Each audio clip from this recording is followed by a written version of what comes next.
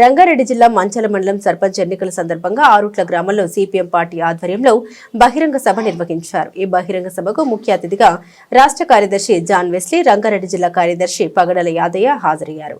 ఈ సందర్భంగా మాట్లాడుతూ ఆరుట్ల గ్రామాన్ని అన్ని విధాలుగా అభివృద్ధి చేసింది కమ్యూనిస్టు పార్టీ. ఆరుట్ల గ్రామానికి ఎస్సీ హాస్టల్, ప్రభుత్వ వైద్యశాల, హైస్కూల్, వివిధ గ్రామాలకు రోడ్లు వేసి అభివృద్ధి చేసింది కమ్యూనిస్టు పార్టీ అన్నారు.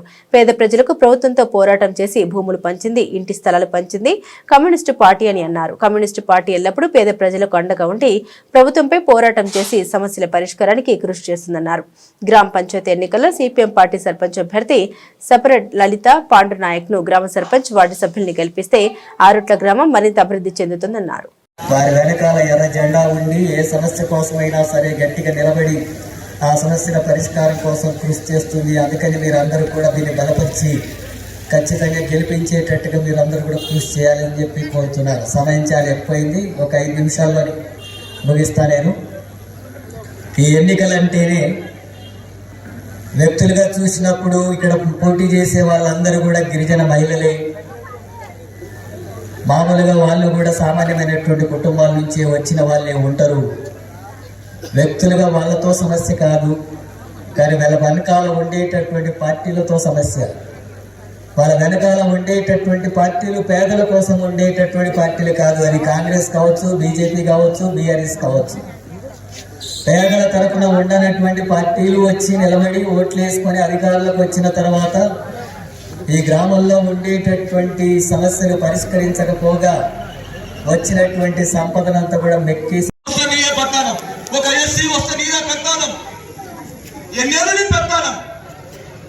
ఎక్కడ పోయాయి సమస్యల పోరాటాలు, సామాజిక న్యాయం ఎక్కడ పోయి? అడిగటోడు లేడనా? లక్షల రూపాయలు తీసుకొచ్చి సంపాదించినావు, రియల్ ఎస్టేట్లలో కోట్ల రూపాయలు సంపాదించినావు, పెడుతున్నావు పెట్టుబడి, గవర్నర్ చేస్తున్నావు.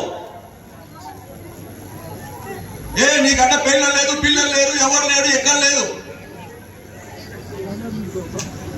పక్కకు లేరా? అలా పిల్లలు ఎందుకు ఆగం చేస్తున్నావు? ఎందుకు తాపిస్తున్నావు? ఎందుకు నింపిస్తున్నావు? చదువుకోమని చెప్పు. ఏ బహిరంగ సభలంగా పిల్లల్ని చదువుకోమని చెప్పినవా నువ్వు?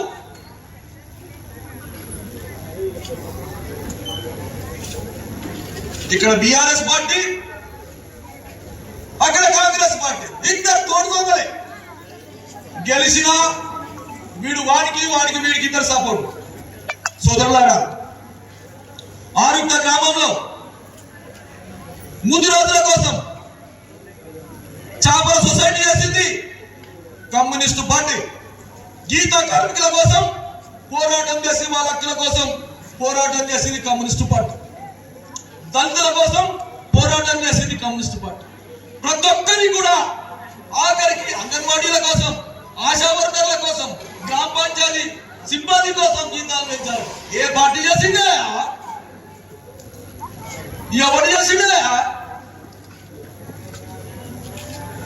అధికారం కూడా సరిపోదు, ఆశయాలు కూడా నెరవేర్చాలి.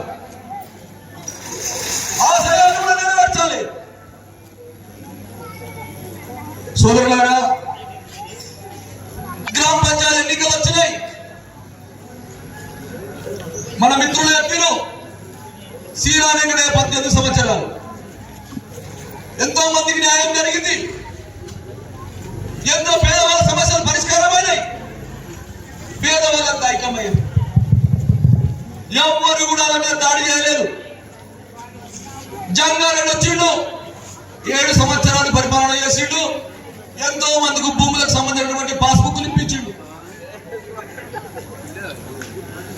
సోదరులారా, ఈ గ్రామంలో 7,000 ఓట్లున్నాయి. ఇంచుమించు 13-14 వేల మంది ప్రజలు ఇబ్రాహీంపట్నం తాలూకాలే ఒక మేజర్ గ్రామ పంచాయతీ ఆరుట్ల.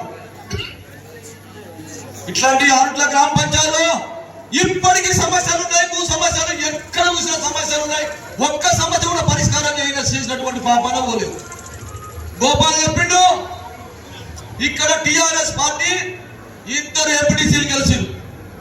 ఇక్కడ గ్రామ సభ జరిగితే ఒక్క ఎంపీటీసీ మాట్లాడాడు, ఒక్క సమస్య గురించి వ్యతిరేకించారు. ఏం చేసినా మీరు చుట్టుముట్ట ఆరుట్ల గ్రామంలో ఉన్నటువంటి చెరువులు అదే బట్టలు ఉత్తునేటివి, బస్సులకు నీళ్లు ఆపుకునేటివి, గొర్రెలు నీళ్లు తాగేటివి. ఈ రోజు 3 చెరువులు కూడా కలుషితం అయిపోయి డ్రైనేజ్ తీసుకుపోయి ఆ చెరువులో కలుపుతుంది. ఆ చెరువు ఊరు పక్కనే ఉంది, ఈ చెరువు ఊరు పక్కనే ఉంది, ఆ చెరువు ఊరు పక్కనే ఉంది. కంపు వాసన రోడ్డు పట్టి వస్తుంటే పోతుంటే రోగాలు వస్తున్నాయి. ఒక్కనాడు కూడా ఆ మోరీళ్ళ ఇంత బినాయిలు పెట్టిన బాబాలో లేదు. మరి బిల్లుల మీద బిల్లులు తీసుకున్నటువంటి పరిస్థితి ఉంది. ఇట్లా చెప్పుకుంటూ పోతే ఒక్క సమస్య కాదు కదా, తెల్లారిందా కూడా చెప్పొచ్చు సమస్యలు. ఆయన సమస్యలే కాదు, ఇక్కడ ఉన్నటువంటి బీఆర్ఎస్ వాళ్ళ కూడా సమస్యలు కూడా వాళ్ళు వీళ్ళిద్దరు కూడా నేను ఇంత ముందుగా చెప్పిన తోడు దొంగలని. సోదరులారా, విద్యావంతులైనటువంటి బుక్కచండ వాస్తవ్యులు, విద్యావంతురాలు ఆరులో సీలింగ్ భూములు, కైరాల భూములు, పొలంపల్లి భూములు, అన్ని రకాల భూములన్నీ కూడా పేదల పంచడం కోసం ఈ కేంద్రం నుంచి పోరాటం స్టార్ట్ అయింది. ఈ స్టార్ట్ అయినటువంటి పోరాటం కేసీఆర్ వచ్చాడు. కేసీఆర్ వచ్చి 448 జీవో తీసుకొచ్చాడు. ఏమని 448 జీవో? ఒక్కరికి కూడా గ్రామ కంఠంలో కానీ లేదంటే గవర్నమెంట్ భూములు కానీ పేదవాడికి పట్ట సర్టిఫికెట్ ఇవ్వద్దు, ఇళ్ల సర్టిఫికెట్ ఇవ్వద్దు, సీలింగ్ సర్టిఫికెట్ ఇవ్వద్దు, దున్నుకోవడానికి సర్టిఫికెట్ ఇవ్వద్దని జీవో తీసుకొచ్చారు కేసీఆర్ ప్రభుత్వం. మంచిదే. ఈ మధ్య కాలంలో కాంగ్రెస్ వచ్చింది. కాంగ్రెస్ వచ్చి ఆయన ఎసుబాటు చేస్తామని చెప్పి ఎన్నికల వాగ్దానాలు చేశాడు. దాన్ని తీసేస్తామని చెప్పేశాడు, ఎత్తేస్తామని చెప్పారు.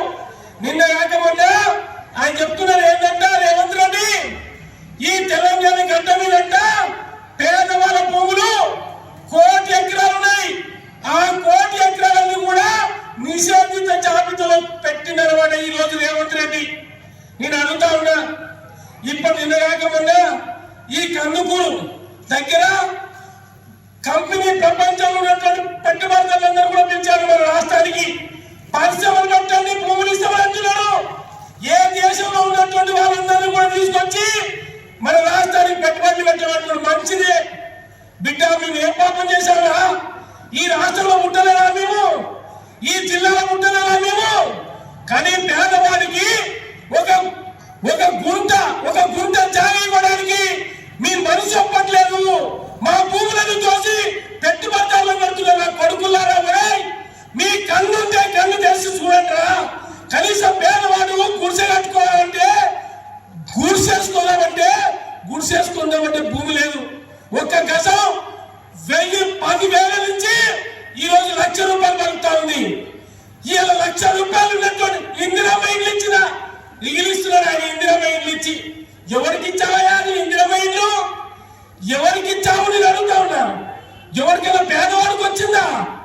ఎవరిగా పేదవాడు నేను ఇల్లు కట్టుకున్నా సగౌరవంగా అని చెప్పి ఇదే సంబంధించి చౌరస్తలకు వచ్చి చెప్పాలని చెప్పి దమ్ముంటే ఏమిటి నీ కథ?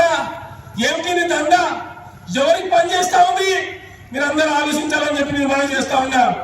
సోదరులారా, చాలా మందికి ఎన్నికలంటే ఒక పండుగలాగా అయిపోయింది. పండుగ ఎన్నికలంటే పండుగ అనుకుంటున్నారు. నేను అడుగుతా ఉన్నా, మన భూములు దోసి మనం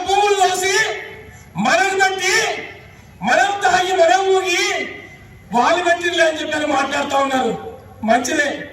ఉదాహరణ ఏమన్నారంటే ఇక్కడి నుంచి ఇప్పుడే పడ్డం బండెక్కినంట. బండెక్కి పోయిందట. వాళ్ళ కొడుకునేమో ఎద్దులు అమ్ముకోతాం బా అన్నట్లు పోయిందంట. ఎద్దును అమ్మేసిండు. అమ్మిన తర్వాత కొడుకు ఇద్దరు కలిసి పైసా చేపెట్టుకుని వస్తున్నాయంట. రాత్రి 10 గంటల రాత్రి ఎక్కిందంట. బస్ ఎక్కుంటే అంగట్లో మంది వస్తే ఆ మందిలో ఒక ఆయన జేబు కొట్టేసిందంట. ఆ జేబు కొట్టేటువంటి ఆయన జేబులో పైసలు పెట్టేసుకుని మంచిగా. కానీ ఈయన ఏంటంటే టికెట్ అని చెప్పి కండక్టర్ అడుగుతున్నాడంట. ఆ బస్సులో కండక్టర్ సంబంధించి టికెట్ అంటే ఈయన జేబులో చేయబడితే మొత్తం సంబంధించినటువంటి జేబు కొట్టేస్తే పైసలు లేవు. ఆ వెనకాల ఉన్నటువంటి సీట్లో ఉన్నటువంటి ఆయన ఏమంటున్నాడంట, ఒరే ఈ రాత్రి ఆయన ఏదో దించేస్తావయ్యా, ఏదో దించేస్తావా ఈ రాత్రి? మామూలు సంబంధించి జేబులో పైసలు పోయి వాడిని గగ్గోలు పెడుతుంటే నువ్వు టికెట్ అందులో లేదని చెప్పి దించేస్తాడు. ఈ రాత్రి ఏదో దించేస్తావా అని సంబంధించిన ఎన్నిక సీట్లు ఉన్నాయని అంటున్నట. అది ఏమన్నా జేబులకి పైసలు తీసి ఇగో నేను ఇస్తున్నా తీసుకో టికెట్, ఆయన ఏదో తీసుకో ఈ రాత్రి పుట్ట అని చెప్పేసి టికెట్ తీసుకునేంట. ఆ టికెట్ తీసుకున్నటువంటి ఆయన ఎవరో తెలుసా ఆయన టికెట్ తీసుకున్న ఆయన, ఈయన జేబు కత్తిరించిన ఆయన అనమాట. ఈయన అనుకుంటున్నాడు ఇంటికి వచ్చి అలా పిల్లలతో అంటున్నాడు, భార్యతో పిల్లలతో, అయ్యో నా జేబు కొట్టేసిరు మరి ఎన్నికలు ఉన్నటువంటి పుల్లగా లేకపోతే సీగలో దించేసి వాళ్ళు ఆ కండక్టర్ పాడుగాను, ఆ కండక్టర్ పాడుగా టికెట్ అడుగుతున్నాడు, నా జేబు కొట్టేసిన ఇంకా నేను ఆ పుల్లగా లేకపోతే నన్ను ఆంధ్ర సంబంధించినటువంటి సీగలో దించేటోడు అన్నాడంట. కానీ కొట్టేసినోడు వాడు నీ వెనకాల ఉన్నటువంటి పుల్లన్నాడు. అర్థమైందా? మీరందరూ తాగిపించేటోళ్ళు, మీతోటి సంబంధించినటువంటి రకరకాల బిర్యానీ తినిపించేటోళ్ళు, బీర్లు తాపించేటోళ్ళు, మటన్ తినిపించేటోళ్ళు, చికెన్ తినిపించేటోళ్ళు వాళ్ళే. కానీ మా దొర మంచాడు, మా కాలు మొక్కుతాడు, పొయ్యి మంచిగా తాపించిండు, మంచి తినిపించిండని. కానీ మోసం చేసేది వాళ్ళే, వాళ్ళకి సంబంధించినటువంటి దేవుళ్ళని మొక్కేటోళ్ళు వాళ్ళే, మనమే. అవునా కాదా? ఇదే ఉందా కాదా? కానీ నిజంగా కూడా చెప్తా ఉన్నా, మన పేదలకు అర్థమైతే మనకిచ్చినటువంటి బ్యాట్, ఏం బ్యాట్ అది? Cricket bat. ఆ క్రికెట్ బ్యాట్ తోటి బాల్ కొడితే ఎంత కొట్టాలి గట్టిగా, ఎంత కొట్టాలి? 6 కొట్టాలా? మన కసి తినాలా? కొట్టాలా? కొట్టాలంటే మన బ్యాట్ పట్టుకోవాలి బ్యాట్ పట్టుకొని కొట్టుడు కొడితే 6 కొట్టాలి. ఆ 6 కొడితే మన సమాజంలోని మన అమ్మ లలితమ్మ గెలుస్తుంది, మన పేద సమస్యలు పరిష్కారం అయితే నేను చెప్తా ఉన్నా. నేను ఒక్కడే అడుగుతున్నా, చదువుకుంటున్న కాలంలో